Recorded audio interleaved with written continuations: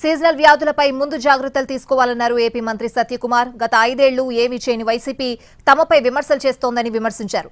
జగ్గేపేటలో 5 ఏళ్లుగా క్లోరినేషన్ జరగలేదని, ఫిల్టర్లు మార్చలేదని ఆరోపించారు.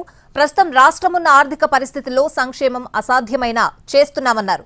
సంక్షేమం, అభివృద్ధి రెండింటికి ప్రాధాన్యత ఇస్తున్నామన్నారు సత్యకుమార్. ప్రభుత్వాన్ని ఎవరినో విమర్శ చేసే ప్రయత్నం చేయట్లా.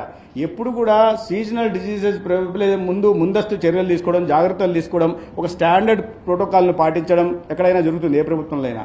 గత 5 సంవత్సరాలుగా అటువంటి జరిగిన సందర్భాలే లేవు. ఇప్పుడు కూడా ఈ ప్రభుత్వం అధికారంలోకి వచ్చింది జూన్ నెలలో. ఈ జాగ్రత్తలు తీసుకోవాల్సింది ఏప్రిల్ మేలో.